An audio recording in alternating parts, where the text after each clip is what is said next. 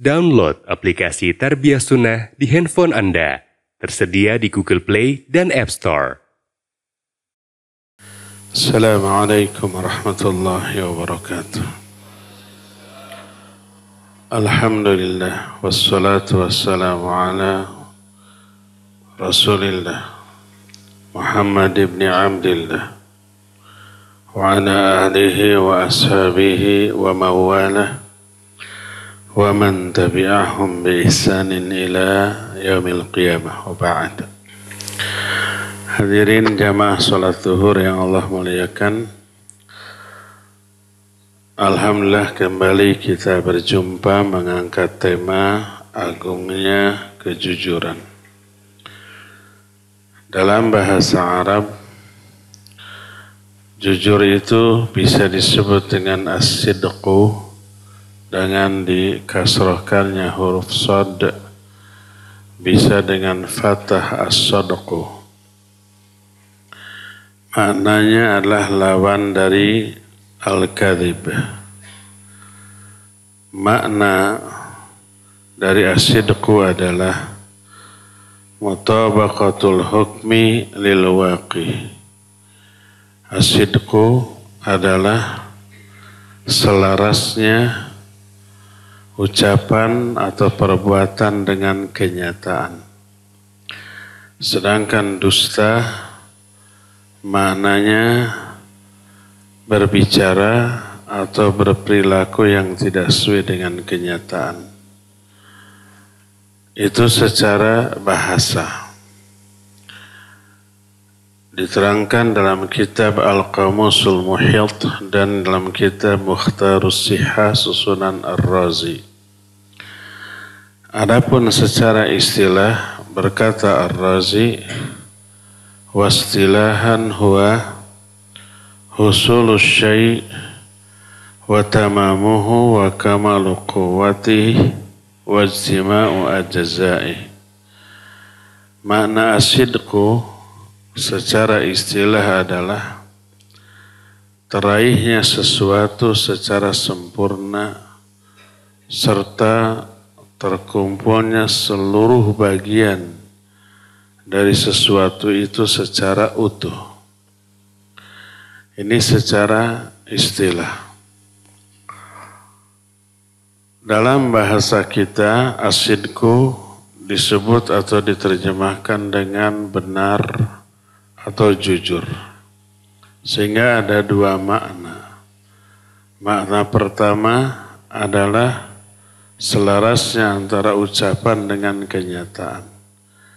Dia berbicara tentang sesuatu dan sesuatu itu nyata, real, ada atau terjadi. Yang kedua, as-sidqu bermakna muwafaqatul aqwal wal af'al bil haqq, yaitu selarasnya ucapan dan amalan dengan kebenaran. Itulah yang disebut dengan ucapan atau perilaku yang benar. Maknanya ucapan dan perilaku yang sesuai dengan syariat, karena al-haqq dari Allah, al-haqqu min rabbik fala takunanna minal mumtarin. Kebenaran itu dari Allah, jangan kalian ragu-ragu. Dan yang datangnya dari Allah adalah wahyu, Al-Quran, yang kemudian dijabarkan dengan sunnah Rasul Sallallahu Alaihi Wasallam. Oleh karena itu, orang-orang yang beriman kepada Allah dan Rasulnya dan tak ragu sedikit pun atas keimanannya, lalu mengaplikasikan keimanannya dalam bentuk jihad dengan harta dan jiwa, mereka disebut dengan sebutan as-sadiq atau sadiqin, orang-orang yang benar. Kata Allah dalam Al-Quran, dalam surah Al-Hujurat ayat yang ke-15, innamal mu'minuna alladhina amanu billahi wa rasulih thumma lam yartabu wajahadu bi amwalihim wa anfusihim fi sabilillah ulaika humus shadiqun. Sungguhnya orang-orang yang beriman, orang-orang mukmin hanyalah orang-orang yang beriman kepada Allah dan kepada Rasul-Nya, dan mereka tidak ragu sedikit pun dalam hal itu, lalu mereka berjihad dengan harta dan jiwanya di jalan Allah. Merekalah orang-orang yang benar, merekalah orang-orang yang jujur. Jadi perilakunya, ucapannya, amalannya sesuai dengan aturan Allah, syariat Allah Subhanahu wa ta'ala. Oleh karena itu, setiap kali ucapan yang berbeda dengan kenyataan atau ucapan dan perilaku yang menyimpang dari kebenaran, maka itulah ketidakjujuran, itulah kedustaan.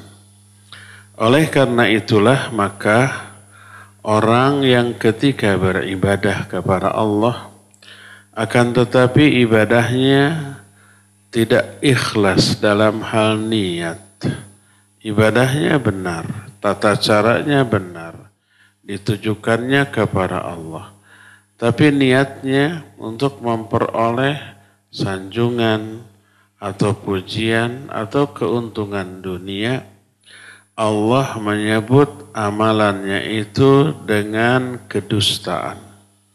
Sebagaimana dijelaskan dalam salah satu hadis yang sahih.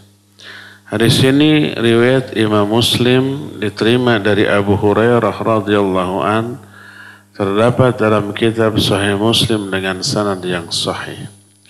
Saking menakutkannya isi hadis ini, sampai-sampai Abu Hurairah radhiyallahu an yang meriwayatkan hadis ini sampai pingsan 3 kali sebelum menyampaikannya. Seorang ulama tabi'in dari luar kota Madinah datang ke kota Madinah. Dilihat ada seseorang yang sedang dikerumuni oleh banyak orang. Dia sedang menjelaskan ayat atau hadis. Lalu ditanya, orang ini siapa? Ternyata Abu Hurairah radhiyallahu an. Saat itu Nabi sudah wafat. Lalu orang ini ikut mendengarkan. Setelah semuanya bubar, dia bertanya kepada Abu Hurairah, haditsni hadisan sami'tahu min Rasulillah sallallahu alaihi wasallam. Kata orang ini, tolong sampaikan kepadaku satu hadis yang kau langsung dengar dari Rasul sallallahu alaihi wasallam. Kata Abu Hurairah, baik, akan aku lakukan. Ternyata badannya gemetar, kemudian pingsan. Setelah siuman, beliau berkata, akan aku sampaikan satu hadis yang aku dengar langsung dari Rasul SAW di tempat ini. Tak ada seorang pun antara aku dengan beliau ketika itu. Lalu pingsan lagi. Sampai 3 kali. Setelah 3 kali kemudian dia menyatakan, aku mendengar Rasul SAW bersabda, inna awalan nasi yuqda yaumal qiyamah thalatha. Sesungguhnya manusia yang akan dihisab pertama kali pada hari kiamat adalah 3 orang. Pertama, alladzi ustushhida, orang yang mati syahid. Dia berjihad di medan perang, membela agama Allah, melawan orang kafir, mati dalam keadaan demikian. Ini kematian yang sangat agung dan mulia. Lalu di akhirat nanti Allah bertanya, limadza qutilta? Kenapa kamu terbunuh? Orang ini menjawab, qataltu fi sabilik hatta qutilt. Aku berperang di jalanmu ya Allah sampai aku terbunuh. Orang ini jujur apa dusta? Jujur, benar. Dia benar, realitanya berjihad, berperang sampai terbunuh. Tapi apa kata Allah? Kadzabta, bohong kamu. Para malaikat yang ada di sekitarnya juga berkata, kadzabta, bohong kamu. Qatalta li ayyuqala annaka jari faqad qila dzalik. Kamu betul berperang. Tapi perangmu kamu niatkan agar kamu disebut pahlawan, disebut jagoan, disebut pemberani. Dan pujian ini telah orang sampaikan kepadamu. Akhirnya Allah perintahkan agar orang ini diseret pada wajahnya lalu dilemparkan ke dalam api neraka. Ini yang pertama. Kedua, dipanggil ulama. Orang yang ketika di dunianya belajar, mengajar, dakwah, baca Quran. Belajar, mengajar, dakwah, baca Quran. Ini orang hebat. Nggak sembarang orang bisa begini. Dipanggil oleh Allah. Kata Allah, aku berikan banyak nikmat kepadamu. Apa yang telah engkau lakukan? Dia menjawab, Rabbi ta'allamtul ilma wa 'allamtuhu wa qara'tu fikal Quran. Ya Allah, aku selama hidup belajar lalu aku ajarkan. Aku membaca Quran. Terus begitu belajar, mengajar, baca Quran. Belajar, mengajar, baca Quran. Apa kata Allah? Kadzabta, bohong kamu. Para malaikat juga berkata, kadzabta, bohong kamu. Kenapa dituduh bohong? Para orang ini berkata jujur. Waktu hidupnya betul. Belajar, mengajar, baca Quran. Tapi kata Allah bohong. Lalu kata Allah, ta'allamta li'ayyuqala annaka alim faqad qil. Wa qara'tal Quran li'ayyuqala annaka qari faqad qil. Kamu betul belajar. Tapi niat belajarmu agar kamu dikenal sebagai orang alim. Ingin pujian, pengakuan, apresiasi orang atas ilmumu. Dan pujian orang sudah ditujukan kepadamu. Kamu membaca Al-Quran betul. Tapi niatmu agar engkau disebut seorang qari, seorang ahli baca Quran. Enak, bagus, menyentuh bacaannya. Pujian orang itu sudah mereka tujukan kepadamu. Sampai orang itu pun dilempar ke dalam neraka. Yang ketiga, hartawan dan dermawan sama. Nah, kenapa orang itu disebut pendusta? Padahal bicara jujur. Yang didustakan dijelaskan oleh Syekhul Islam Ibn Taimiyah dalam kitab At-Tuhfah Al-Iraqiyah. Di dalam bab as-sidqu, yang didustakan adalah niatnya. Niatnya salah. Niatnya tidak benar. Niatnya tidak jujur. Tadi kita mengetahui makna atau definisi dari jujur atau benar itu salah satunya bila ucapannya, tindakannya sesuai dengan kebenaran, sesuai dengan syariat, maka itulah kejujuran, itulah kebenaran. Sebaliknya adalah dusta. Maka niat ibadah yang agung, 3 yang dijelaskan tadi, jihad, itu ibadah yang agung. Belajar mengajar, itu ibadah yang agung. Infak di jalan Allah, itu ibadah yang sangat agung. Tapi ditolak bahkan diazab hanya karena niatnya yang keliru. Niatnya yang salah. Niatnya yang menyimpang dari aturan Allah Azza wa Jalla. Maka Allah dustakan niatnya. Dusta dalam arti niatnya salah, tidak benar. Lawan shadiq, kadzib. Lawan as-sidqu, al-kadzib. Lawan kebenaran adalah kedustaan. Lawan orang yang jujur adalah pendusta. Maka yang didustakan oleh Allah Azza wa Jalla adalah niatnya. Berdasarkan hal itu maka as-sidqu atau kejujuran disebut asasul iman. Fondasi dari keimanan.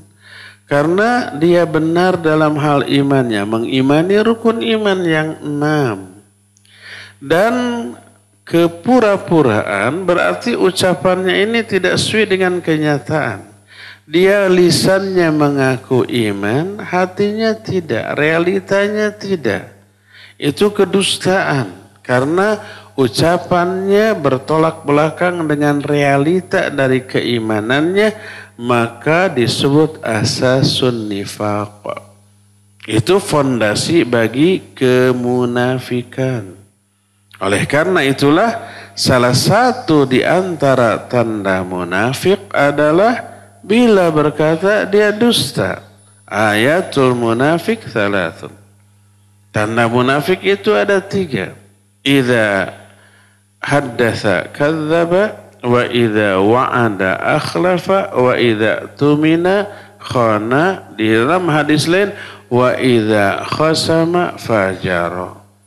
Tanda munafik itu 3. Kalau berbicara dia dusta.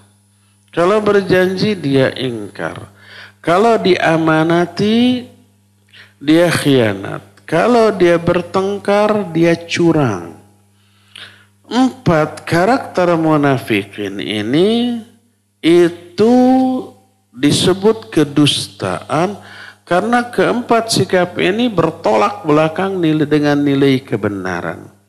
Berdusta ketika berbicara menyimpang dari kebenaran syariat. Mengingkari janji menyimpang dari syariat. Khianat terhadap amanat juga menyimpang dari syariat. Dan curang ketika bertengkar adalah penyimpangan dari syariat. Ini 4 karakter dasar dari munafikin, seluruhnya bertumpuk pada sifat dusta. Apa akibatnya? Akibat kalau orang jujur, Allah balas kontan dan ada balasan yang tertunda. Kontan di dunia dan balasan yang tertunda di akhirat. Sebaliknya kalau berdusta, Allah balas di dunia juga balas di akhirat. Sebagaimana diterangkan baik dalam ayat ataupun dalam hadis yang sahih. Di antaranya hadis sahih riwayat Imam Bukhari dan Imam Muslim yang diterima dari Ibnu Mas'ud radhiyallahu anhuma. Berkata Rasul sallallahu alaihi wasallam, "Alaikum bis-sidqi, fa inna as-sidqa yahdi ilal birri, wal birra yahdi ilal jannah. Wa la yazalu ar-rajulu yasduqu hatta yuktaba indallahi sidqa." Kata Allah, alaikum bisidqi, wajib kamu jujur, wajib kamu benar. Dengan 2 makna tadi. Kalau berbicara, isi omongannya sesuai dengan fakta, sesuai dengan realita. Makna yang kedua, baik ucapan atau perbuatannya benar di atas syariat. Tidak menyimpang dari kebenaran. Ya, wajib kamu berbuat sidiq. Kenapa? Rasul SAW menjelaskan, fa inna sidqa yahdi ilal bir. Karena kejujuran itu yahdi, menuntun, memberi hidayah kepada al-birro. Bahasa kitanya al-birro ini kebaikan.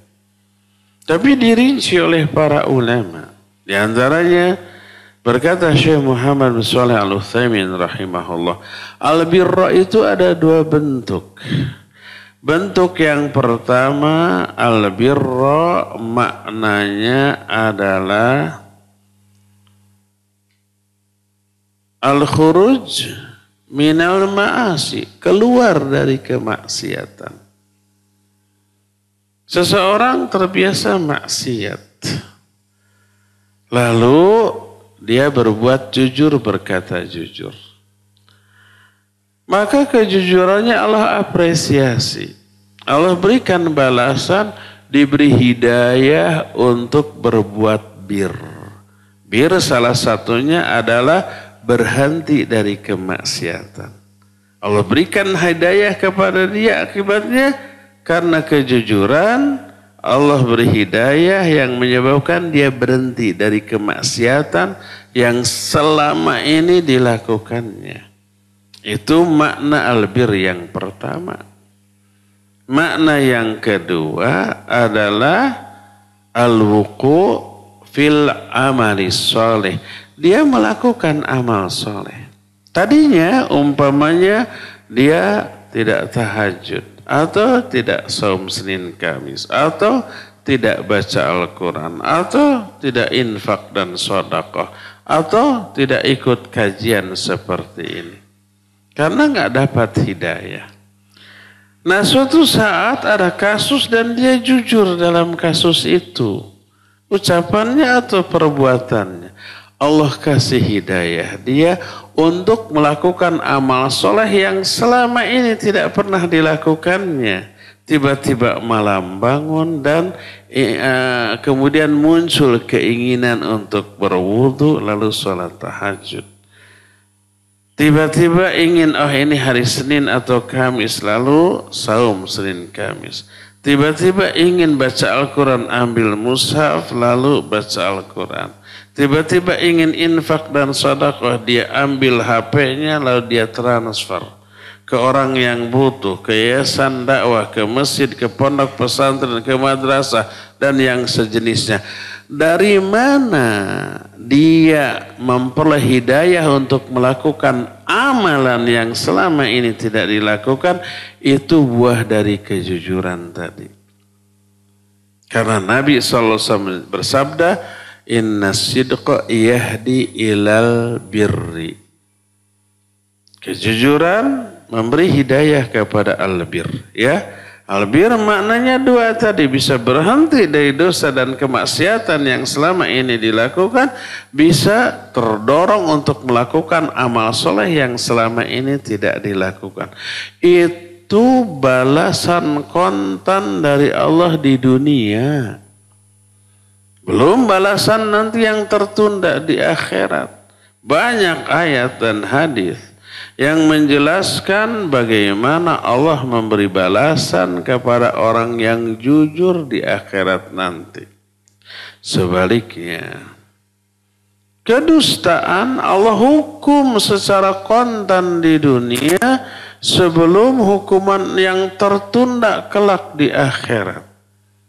Lanjutan dari hadis tadi berkata Nabi SAW, iyyakum wal kadhiba. Fa innal kadhiba yahdi ilal fujur wal fujur yahdi ilan nar. Jauhi oleh kalian dusta. Dusta dengan dua makna tadi. Pertama, berbicara yang tidak sesuai dengan realita. Oh, tadi ada razia di sana padahal bohong, makanya saya terlambat. Ditegur orang karyawan yang terlambat. Kenapa kamu terlambat? Ada razia tadi. Bohong enggak? Bohong, enggak ada razia umpamanya. Dia berbicara yang tidak sesuai fakta. Itu dusta. Makna kedua, kedustaan tadi. Berbicara, bertindak yang menyimpang dari kebenaran. Seperti niat yang salah tadi disebut sebagai kedustaan. Maka orang yang berdusta diwanti-wanti, iyyakum wal kadhiba.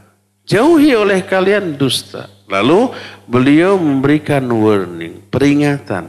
Fa innal kadhiba yahdi ilal fujur. Karena berdusta itu menyeret pelakunya kepada fujur. Maknanya adalah al-wuqu' fil ma'asi. Dia terjerumus ke dalam maksiat yang sebelumnya dia belum pernah lakukan. Umpamanya seseorang tak pernah ghibah, tak pernah mencela, tak pernah zalim ke orang, tak pernah suudzon, ya. Tiba-tiba suatu saat dia berdusta karena kepepet kasus dia berdusta. Baik ucapan atau perbuatannya. Maka setelah berdosa itu tiba-tiba yang tadinya dia nggak pernah gibah kok jadi berani gibah. Yang tadinya nggak berani nyolong tadinya sekarang kok jadi berani nyolong. Yang tadinya nggak pernah suudzon kepada urusan orang, suudzon lalu tajassus. Dia terjerumus ke dalam kemaksiatan yang sebelumnya belum pernah dia lakukan, itu hukuman Allah atas kedustaan yang dia lakukan. Ini makna al-fujur yang pertama. Makna al-fujur yang kedua, khuruj anil ta'ah, keluar dari ketaatan. Selama ini dia taat. Kalau azan selalu sudah di masjid di awal waktu. Seusai sholat fardu dia selalu wirid, selalu berdoa. Seusai berdoa dia ambil mushaf. Kemudian dia baca Al-Quran terus. Setiap malam dia bangun tahajud. Senin Kamis dia saum. Itu ketaatan yang dia lakukan. Suatu saat dia berdusta. Apa akibat hukuman yang Allah berikan kepada dia atas kedustaannya? Allah cabut hidayah beramal soleh yang selama ini dia lakukan. Tiba-tiba malam bangun tapi beratlah untuk tahajud. Ngantuk lemes dingin lalu muncul pikiran, tahajud kan sunnah. Enggak apa-apa, sekali 2 kali malah. Asal jangan meninggalkan sholat fardu aja. Akhirnya tarik lagi selimut, kemudian ngorok lagi sampai subuh. Tahajud yang selama ini dilakukannya saatnya ditinggalkan. Dicabut hidayah. Kenapa? Hukuman Allah atas kedustaan yang dia lakukan kemarin. Besoknya Senin biasanya saum. Kok sekarang berat saum ya? Kok lapar ya, kok lemes lah ya. Lalu muncul pikiran, ini kan saum sunnah. Tidak juga enggak dosa. Kalau Ramadan enggak mungkin ditinggalkan. Ini ada sunnah, apalagi nanti ada makanan kesukaan. Akhirnya dia tidak saum. Tercabut tuh hidayah saum dari dirinya. Khuruj anil ta'ah. Dia keluar dari ketaatan. Berhenti dari ketaatan yang selama ini dia lakukan sebagai hukuman di dunia yang kontan dari Allah atas kedustaan yang telah dia lakukan sebelumnya. Ingat bahwa baik amal soleh ataupun amal salah memiliki efek domino. Amal soleh memiliki efek domino terhadap kebaikan. Seseorang beramal soleh. Lalu amal solehnya Allah terima. Sebagai bukti diterimanya, Allah beri hidayah dia untuk melakukan amal soleh berikutnya. Lalu dia beramal soleh dengan amal soleh yang kedua. Lalu diterima. Allah beri lagi hidayah untuk beramal soleh yang ketiga. Terus begitu. Akhirnya dia terus melakukan kebaikan-kebaikan dan amal soleh lainnya. Begitu. Sebaliknya, dosa mengakibatkan dia terdorong untuk melakukan dosa-dosa berikutnya. Dan dosa, ingat, penyebabnya 2. Dosa itu bukan sekedar melanggar larangan Allah. Tapi dosa juga bisa berupa mengabaikan perintah Allah yang wajib. Seperti sholat diabaikan. Apapun bentuk pengabaiannya, sekecil apapun kadar pengabaiannya, itu dosa. Maka tak heran di dalam sholat kita berdosa. Apa dosanya? Banyak kewajiban dalam sholat yang kita abaikan. Padahal itu hak Allah. Di antaranya keikhlasan. Di antaranya kekhusyuan. Wajib ikhlas dalam sholat, wajib khusyuk dalam sholat, wajib mutaba'ah mengikuti contoh dari Rasul SAW dalam hal sholat, wajib berjamaah di awal waktu, dan seterusnya. Ketika seseorang mengabaikan salah satu atau 2 di antara kewajiban tadi, dia berdosa. Orang yang sholat ria, sholatnya sah, tapi dia berdosa dengan rianya. Orang yang sholat tapi tidak mengikuti contoh dari Nabi tentang tata cara sholatnya, sholatnya sah, tapi dia berdosa dalam sholatnya. Orang sholat tapi tidak khusyuk, padahal khusyuk dalam sholat adalah wajib, sholatnya sah, tapi dia berdosa dalam sholatnya. Dan seterusnya, orang sholat tapi ditunda waktunya di tengah waktu atau hampir akhir waktu, sholatnya sah, tapi dia berdosa karena mengabaikan kewajiban sholat di awal waktu, dan seterusnya, itu hak Allah yang kurang tertunaikan selama sholat. Makanya pantas bila Nabi SAW mengajarkan seusai sholat, seusai salam, yang pertama kali dikatakan apa? Istighfar, astagfirullah, astagfirullah, astagfirullah. Kok sudah ibadah agung sholat istighfar? Kayak sudah bikin dosa aja. Jawabnya iya, karena di dalam sholat banyak dosa yang kita lakukan. Nah, efek dari dosa itu nanti berantai kepada dosa-dosa lain. Umpamanya karena sholatnya tidak khusyuk, karena sholatnya tidak ikhlas, karena sholatnya tidak berjamaah. Seusai sholat kok mau wirid, malas ya. Daripada wirid ambil HP, kemudian chatting, kemudian browsing, kemudian macam-macam. Wiridnya ditinggalkan, doanya ditinggalkan. Langsung seusai sholat, seusai wirid, mestinya wirid berdoa, lalu sholat ba'da, sholat rawatib. Kok malas ya? Akhirnya langsung saja pergi. Itu hidayah Allah yang Allah cabut dari diri orang itu. Karena apa? Karena dosa yang dia lakukan selama sholat. Begitulah semua dosa, semua kesalahan berefek kepada kesalahan-kesalahan lain. Sebagaimana setiap kebaikan dan amal soleh berefek juga kepada kebaikan dan amal soleh yang lainnya. Makanya Nabi SAW wanti-wanti tentang dua hal. Kejujuran dan kedustaan. Jujur bermakna dua, berbicara sesuai kenyataan atau bertindak berperilaku sesuai dengan syariat Islam. Sebaliknya adalah dusta. Maka ingat, setiap ketidakjujuran akan mendorong dia untuk melakukan amal-amal buruk yang lainnya, dan setiap kejujuran akan mendorong dia untuk melakukan amal-amal baik dan amal-amal soleh berikutnya. Dari sinilah kita melihat betapa agungnya kejujuran ini dalam pandangan Islam. Yuk tetaplah jujur dalam berbicara, dalam berperilaku. Bicaralah sesuai fakta, sesuai kenyataan. Berperilakulah sesuai dengan tuntunan syariat tentang kebenaran. Hindarkan berdusta. Baik dusta dalam arti berbicara yang tidak sesuai fakta, ataupun dusta dalam arti berperilaku yang menyimpang dari nilai-nilai kebenaran. Karena kedua perilaku ini mengandung konsekuensi yang sangat banyak.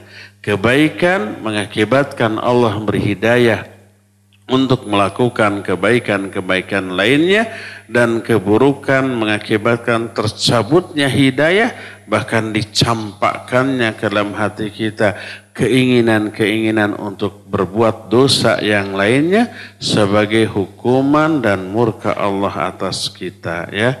Semoga Allah memasukkan kita ke dalam golongan orang-orang yang selalu mendapatkan hidayah untuk selalu jujur dan dihindarkan dari sikap dusta. Tinggal tersisa 5 menit lagi untuk bertanya jawab. Apabila ada pertanyaan dipersilakan. Wassallallahu ala nabiyina Muhammadin wa ala alihi wa ashabihi wasallam. Dalam kehidupan kita sehari-hari sering kita melihat fakta bahwa ya misalnya kita sering lihat ada lampu merah kita langgar, kemudian ada misalnya jalur basah kita terobos. Apakah itu termasuk juga hal-hal yang tidak jujur atau dan bagaimana cara tobatnya itu? Baik, barakallahu fiik.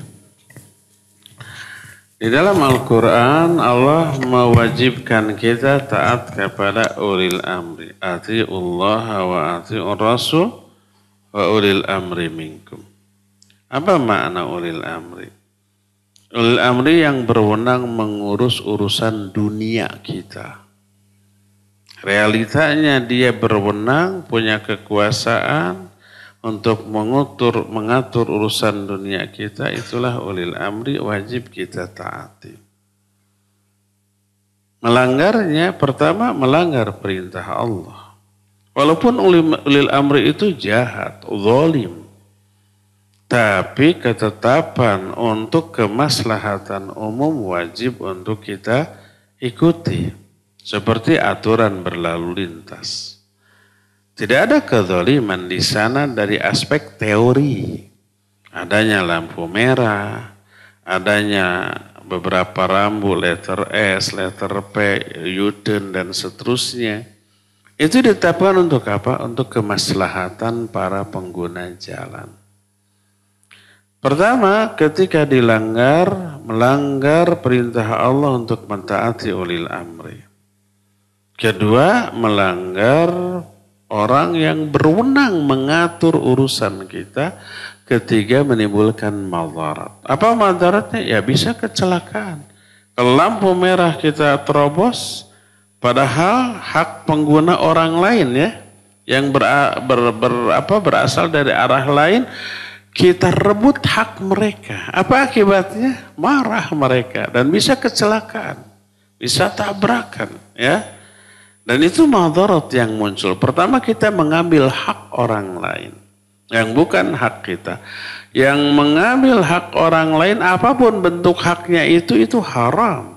Baik yang diambil itu uang, barang, makanan, termasuk hak menggunakan baik fasilitas ataupun lingkungan seperti trotoar. Hak para pengguna, para pejalan kaki. Ayo motor ke sana, zalim itu. Atau jalur busway itu haknya busway. Ayo kita ke sana. Berarti mengambil hak orang lain. Ketika lampu merah itu hak orang lain untuk jalan. Kita wajib berhenti. Ayo kita menerobos, diambil hak orang lain. Jadi banyak pelanggaran yang kita lakukan ketika melanggar rambu. Pertama, melanggar larangan Allah untuk taat ke ulil amri. Yang kedua, melanggar aturan ulil amri. Yang ketiga, mengambil hak orang lain. Dosa enggak? Dosa. Tidak boleh itu. Karena pasti menimbulkan ketidaknyamanan bagi semua pihak. Oleh karena itu, maka tidak boleh kita melanggar aturan tersebut demi kemaslahatan. Coba sekarang kita hijau, maju. Ternyata dari arah sana yang harusnya merah, maju. Gimana keperasaan kita? Gondok enggak? Ya, gondok. Termasuk di ranah ibadah. Umpamanya di Mekah. Sekarang diberlakukan aturan tawaf di sekeliling Ka'bah khusus bagi yang umroh. Yang tidak umroh, yang hanya tawaf sunnah gitu kan. Umrohnya udah selesai lalu besok lusanya dia ingin tawaf sunnah. Boleh? Boleh. Tapi di lantai atas. Jangan di area Ka'bah. Untuk apa ini diberlakukan? Untuk meminimalisir kemacetan. Kalau bebas, jutaan orang dalam waktu yang bersamaan di tempat yang sama masuk, macet. Akhirnya madarat ke semuanya gitu kan. Tawaf yang harusnya 7 keliling itu paling 35 menit. Ini bisa lebih dari 1 jam. Dan ini memadaratkan. Akhirnya yang ke sana khusus yang pakai kain ihram untuk umroh. Yang enggak pakai kain ihram di atas. Nah sekarang kita ingin umroh, ingin tawaf sunnah. Umrohnya udah beres. Besoknya kita ingin tawaf sunnah tapi sekitar Ka'bah. Lalu pura-pura pakai kain ihram. Ada yang begitu? Ada. Dosa itu. Coba bagaimana kalau giliran kita mau umroh, mau tawaf umroh, tawaf qudum dan ini wajib bagi kita. Lalu ada orang lain yang sebenarnya tawaf sunnah tapi pura-pura pakai baju ihram terus mempermacet, mengambil hak kita. Akhirnya macet. Akhirnya lama sekali, pegal. Mangkal enggak? Mangkal kita. Marah kita, hak kita diambil. Maka tidak boleh ya. Itu ranah ibadah loh. Apalagi ranah duniawi seperti aturan berlalu lintas atau yang lain-lainnya. Tetaplah taat demi kemaslahatan bersama ya.